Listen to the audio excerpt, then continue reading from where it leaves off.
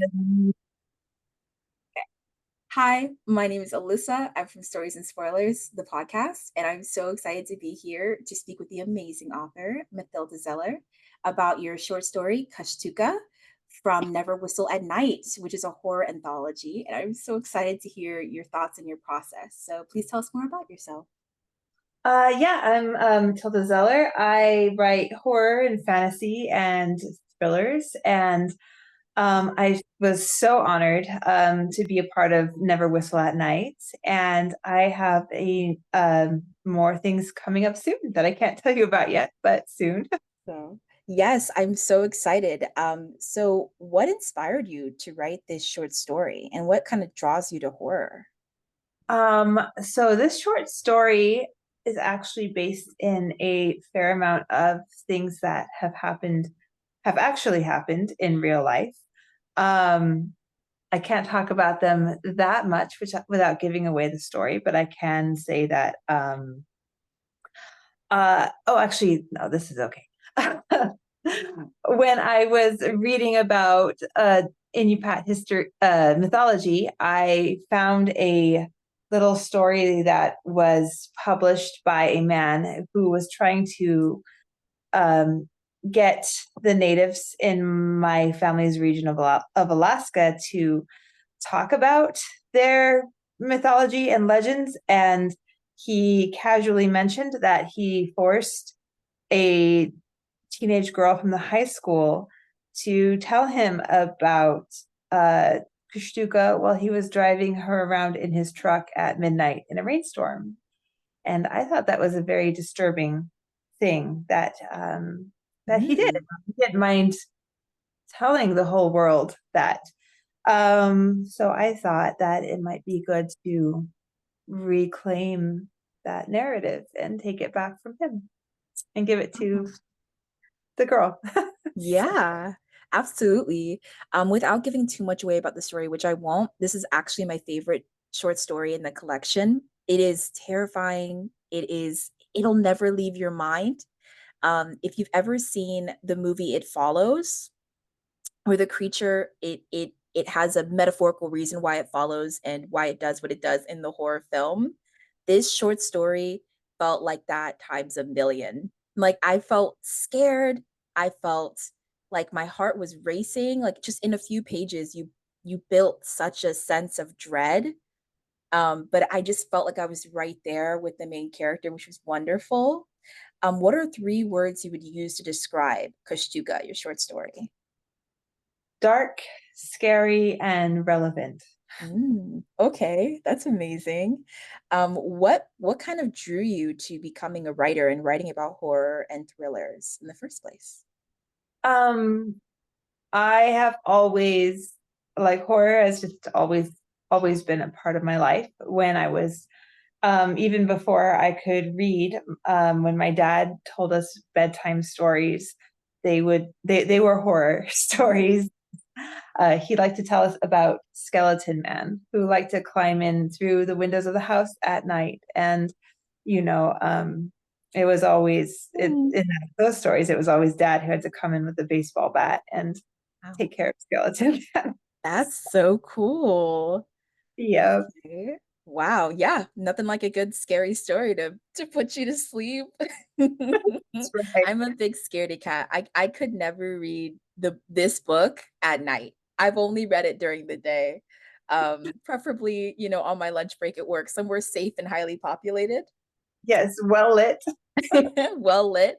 I am curious, like linking the story to Alaska, do you feel like a scary story is like more secular? Like if it's in an enclosed space, is it scary, or is it more scary to be like in the woods, like where there's just darkness? Oh, that is a really good question. Hmm. I think that any setting can be a scary place in the right context. Yeah.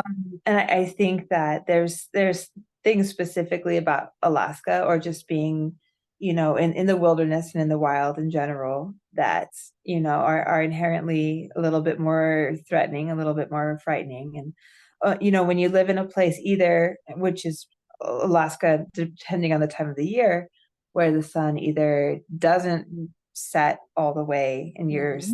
sunlight all the time, or when it doesn't really come up very much and you're stuck in the darkness all the time. I think both of those things can be very unsettling, um, and very uncanny valley sort Yeah. of, you know. Yeah. Yeah. The scariest things aren't always at night, you know? That's spooky. I also wanted to know, what do you think makes a good dark fiction story? Because I know that's kind of what Never Whistle at Night follows into, is a dark fiction. Yeah. I think what I think it has to be stories that just aren't afraid to explore the things that we don't want to talk about, or that we don't want to think about, or that we don't want to look at. Um, it's those are the stories that look under the bed when Mm-hmm. you don't want to, you know. Absolutely. Yeah. Wow. Yeah. Your story 100% kind of resonates with that. I feel like a lot of stories have a way of sticking with readers, but like the scariest thing in the story isn't always the monster or the man in the shadows. Sometimes the scariest thing is like societal fears, Yeah. like losing your culture or not getting home safe or having children and you can't always be there with them. What if things go south? Like horror is rooted in realism, Yeah, I think. absolutely. Yeah, Or not so being believed. Yeah. mhm, absolutely. Do you feel like You Never Whistle at Night is half horror, half almost like a cultural discussion about like concerns we all have? Yeah, absolutely. I think, yeah, it's, I mean, indigenous stories, you don't really have to, like, even if you don't have the monsters and the supernatural, you don't have to change very much of anything to make it horror, Yeah, because the horror story has been going on for over 400 years. So, um, in that sense, yeah, it very naturally lends itself to horror and dark fiction. absolutely. I feel like after reading your short story in this book, I almost feel like I don't want to go back to the Stephen Kings of the world. Unpopular opinion, I know, but like I just feel like it's there's so much creativity and there's so much like perspective and ways to be inspired by horror and by thrillers that it's kind of, I'll admit it, it feels almost like some authors get a lot more presence and a larger platform, if you will, because they're famous versus some books that are a lot more, in my eyes, I'll say it, creative. They think outside the box. You can't just lean on your name. You have to actually like pull readers in, and you have to like make them feel like their heart is racing, like a good horror. I closed your story and I like looked around, like my own reflection scared me. I was like, oh my god. I Because it's there's something about like just isolation, you know what I mean, like a locked door. There's something about that that's just terrifying. Yeah. Was there anything that you feel like, without giving too much away, in this story that you scared yourself a little bit? Like, did you get a little scared?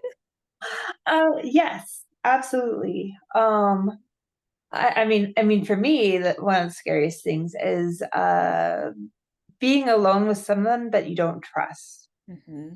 and knowing deep in your gut that there's a very good reason why you don't trust them, even if they haven't done anything yet, but you just know that they're going to. Yeah, like that gut feeling. Yeah. I'm sure since you've written a story for Never Whistle at Night, you've probably read the book as well. Do you have a favorite story from the collection? Oh, wow. That's a really hard question, because I love this. I really, like I said, I'm just so honored to be a part of this anthology, because those authors, they're just incredible. I really loved um, Quantum by Nick Medina. Mm. Um, yeah, that one, it really spoke to uh, a lot of, issues within Indigenous communities and families. And yeah, that one was a big one. Especially just not really knowing what the mother would do, which, I mean, I can't talk about it that much, but yeah, that one, White Hills by Rebecca Roanhorse, I also really, really Yeah. enjoy. It, I won't spoil it, but I can give away tropes so that readers kind of know what they're getting into. With White Hills, there is elements of body horror. Most people do kind of want to have a point of view, I guess, of like what they're getting into with horror, which I understand. Same thing with like trigger warnings, which I totally get as well. But I personally feel like there was a story where it was like it dealt with a queer relationship Oh yeah, and like the manipulation. the Um, the it, Navajos don't wear elk teeth. That's yes, it was yes. Navajos Don't Wear Elk Teeth. I remember reading that story. I actually got the audiobook because I wanted to. I did something about hearing the story that really like this sense of horror. It almost feels like a movie in my head. I love hearing the story sometimes. And so it was Navajos Don't Wear Elk Teeth, and then the other one was The Ones Who Killed Us by Brandon Hodson. Oh yeah, yes. Wow. Without giving it away, ghosts in general are terrifying to me because they can either be a good thing in some cultures where it's like a memory, someone who loved you. And then in some cultures, ghosts are like they're almost tethered to you until they can be released. Yeah. That mythology is fascinating. Like this whole book feels like myth, like a large myth that's come to life, or like stories that have been passed down, that Hmm. are rewritten, that are just like they won't let you go. Like the Pandora's box is unlocked. That's what your first story was like. The box is open, or the door opens and you hear it creak, and then the story just like I just felt like I fell off a cliff. I fell off a cliff and you let me fall. And I was like, I need more. I wanted more. I just felt like there's a show, I think it was in Canada, and I recently found it. It was something about like spooky stories. It was for children. And every Uh-huh. candle, they'd blow it out. It was something like that, but the kids would be around a fireplace, like a little fire in the woods. Have Oh you yeah, it's like a Nickelodeon, right? Yeah, it was scary though. I felt like this book almost felt like we were around like a fire, and each Hmm. author like shared a story, and then there would be like a creature behind them, or something like that. Like the creature they were talking about was right behind them the whole time. That's what this whole story felt like. Your I guess your creature, like I don't even know what to call it, because it feels sentient. Yeah. Um, it's like right there, is a reflection of society. I love how you could have easily made it like a shame you could have easily made the monster this horrible, like non-feeling thing, but your writing is so complex and it just lingers with you. I felt like I could relate to most of the characters in the story, except for one who I was very happy. I'm very happy. I am happy with women's rights, wrongs. I love female rage. I'm okay with a pretty spooky story. I'm okay if things don't end well for certain characters. I'm okay with that. Yeah. 100%.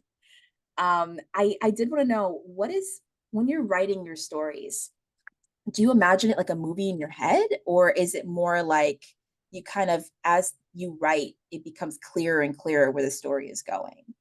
Um, Both, definitely. It usually starts out, there's a couple of big what if questions, like, oh, look, this thing actually did happen. I mean, what if we rewrote it and made it more fair to the girl, right? Yeah. Or so it starts out with that, but it's usually in the process of writing that I get the ideas that I'm most excited about.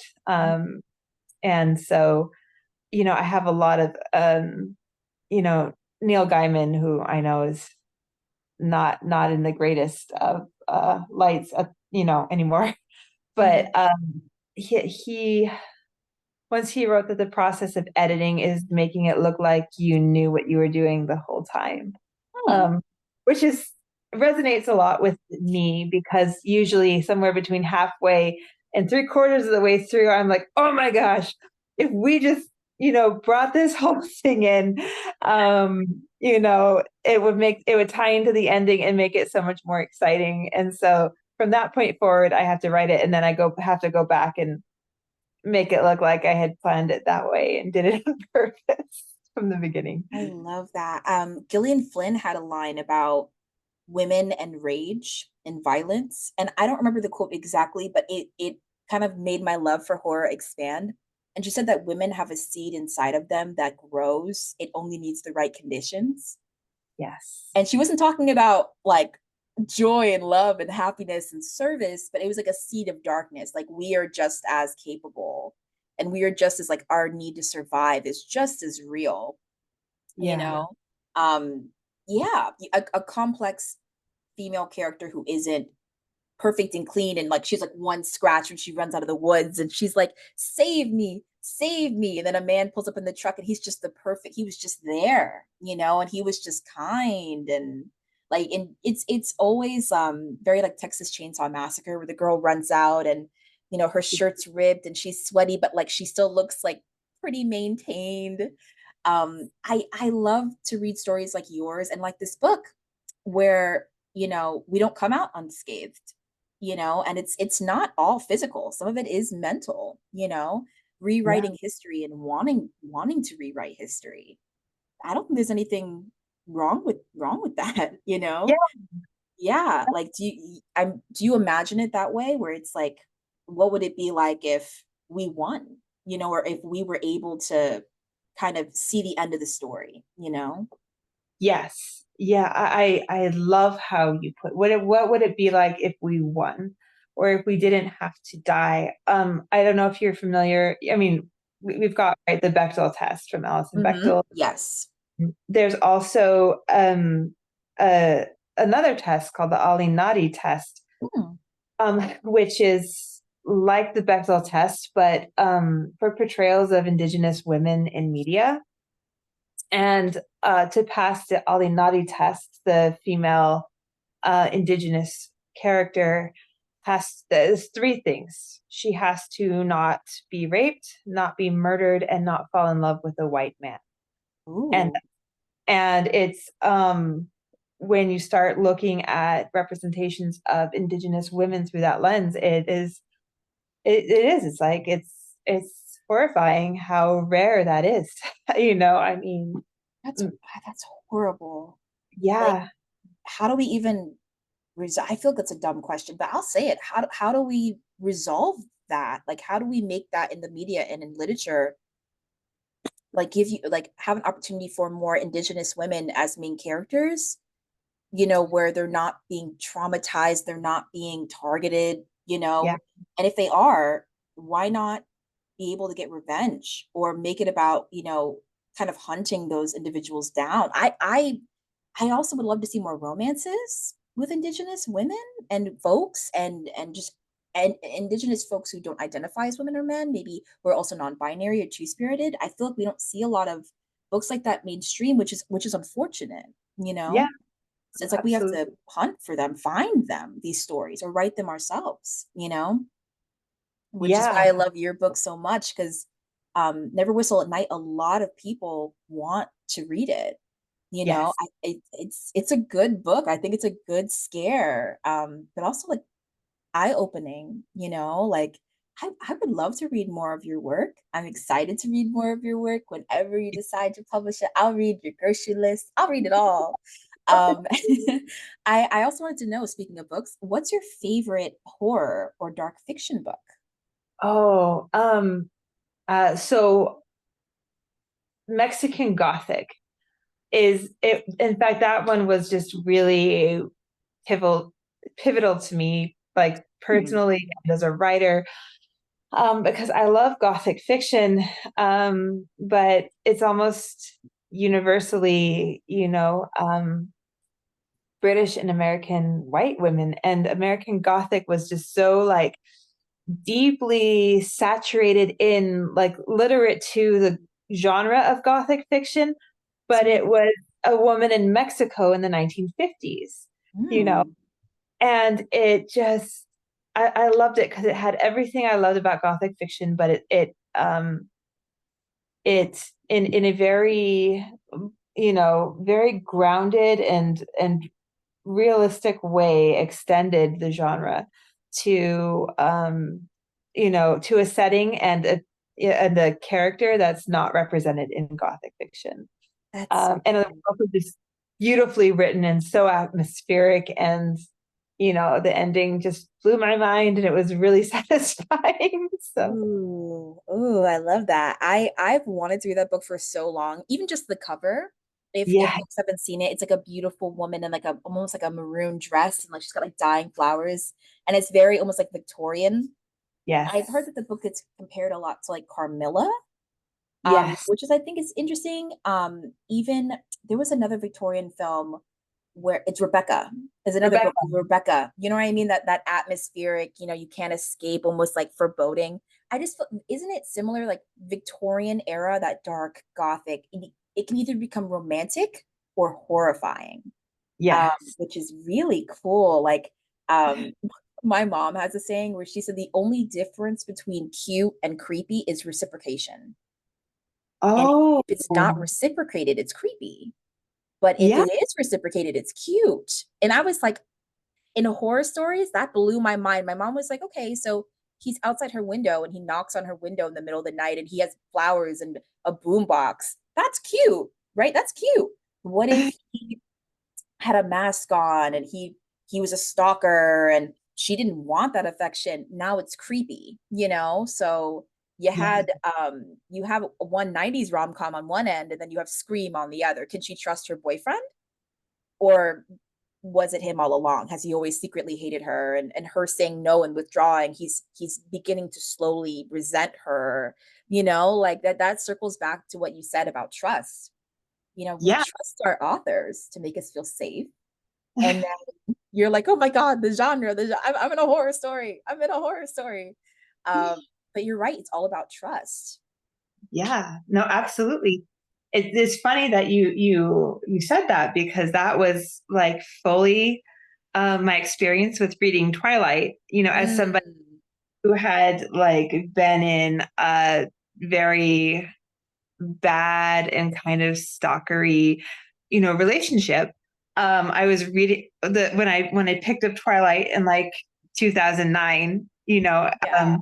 It was just so unsettling to me because the book was like bringing up all these like bad feelings and Yeah. memories, but it was obvious that the main character and the author intended for it to be romantic. you know Edward, yeah. I don't Mhm. know. If he wasn't played by Robert, if he wasn't beautiful, would Yes, it still be exactly. romantic? You If he know? wasn't beautiful or if she didn't like him, or some boy watching you sleep through your window every night It's is creepy. Come on. Tell me. I think what blew my mind was when he broke down her car on purpose. He yes, broke her car. Spoiler alert, in New Moon, he purposefully broke her car so she wouldn't go see Jacob. Tell me that's not scary. Like he very can move scary. faster than her. Their first conversation alone in the woods was him listing off all the ways he could hurt her. I was like, oh no. I'm a proud lesbian, but my partner adores Twilight, which is understandable. Yeah, But she likes, I think it's the escapism, which I understand. I love a good dark romance as much as the next girl, but like yeah, there's something to be said. It's dark for a reason. Like yes. you're not sure if it's fight, flight, or fawn. Like you're not like, do you want to be here? Does he honestly make you feel safe? Or do you enjoy the thrill of the running away? It's Ah, like you're in love with the beast and the killer, but he won't hurt you. Like it's a very thin line. It's a very thin line, and I'm never gonna yuck someone's yum, but I could 100% see how Twilight could get horror like, and it kind of was a horror, in certain moments. Even your story, in a way, to me, might link to Twilight a little bit because if you remember the character James, they made him the bad guy because he was only doing what he was meant to do, was to hunt. it wasn't Yes. personal with Bella. He was just trying to hunt. It was almost Yeah. animalistic. She was food. She was food. And Edward was torturing himself by being in love with his meal. He Hmm. they were never equal until the very end, until she was a monster or a vampire like him. They weren't Yeah. the power was never equal. She was There's a huge, never safe. like, yeah, I mean, and that's the thing, like, is how you can't, I feel like it's almost impossible to avoid an abusive relationship when the Mhm. difference in power is so huge between partners, right? Especially when the person who has more power and privilege has no compunction about using that whenever and however they see fit, which he did, Absolutely. Yeah. like breaking her car. Breaking her So car, isolating her, leaving whenever he wanted, and knowing it was going to cause her distress, and yep. just leaving her isolated in the way. He didn't even walk her home. That's Yeah. love. That's love. Like I will still watch Twilight just to turn my brain off for a bit. But if I Yes. was being honest, yeah, yeah, the connection between horror and romance is thin. It's thin, Yeah. It you truly is. know? And I mean, what's the most like terrifying, vulnerable position you can be in is to be in a relationship. I mean, Mm-hmm. once my brother-in-law like went on a date with this girl, and he came back after the date, and my kids were all talking to him about it, and my son, who was 4 at the time, was like, she seems like she might be a good person for you because she seems unlikely to stab you in your sleep. Ooh, you know what?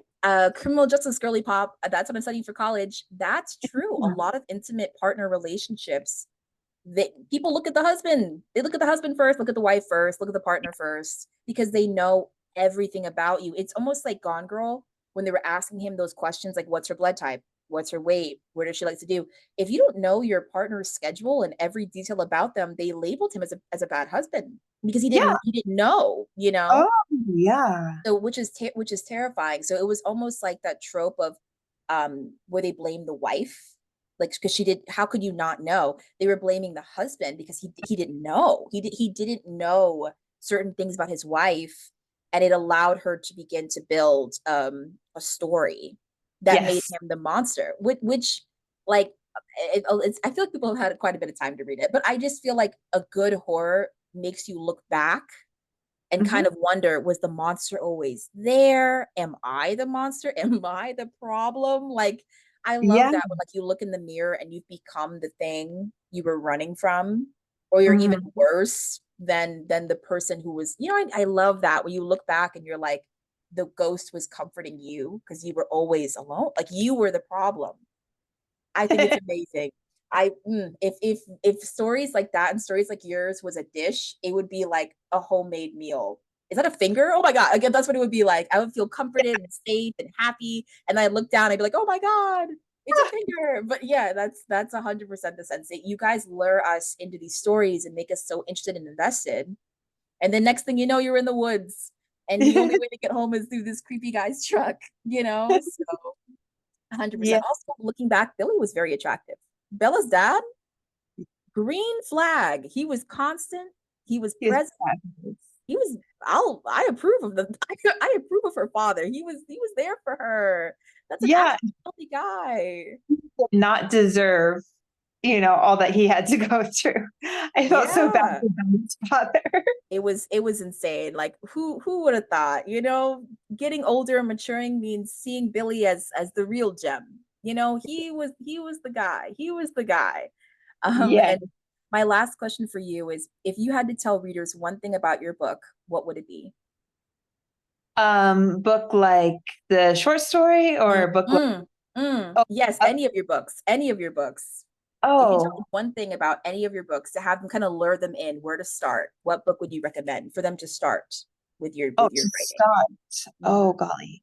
I mean, the book that I'm most excited about is always the book that I most recently wrote or am writing, but I'm not allowed to talk about those right now. Understood.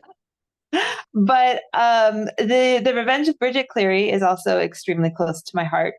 Um, because I mean, is very similar in that we're doing a little rewriting of history in order to give justice to people that maybe didn't get any in real life.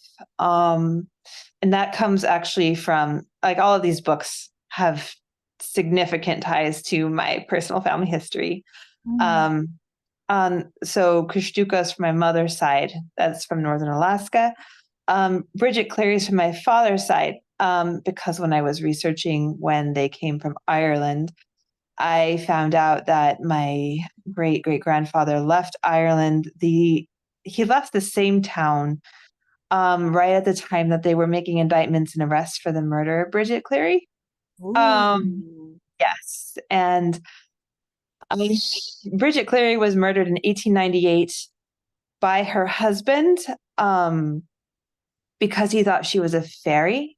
Ooh. Uh, but about 9 people were indicted in her murder because either they helped him torture her or they saw what was going on and they didn't stop it. Like, primary part of his criminal defense was that if he actually planned on murdering her, he wouldn't have beat her with the front door wide open to their house.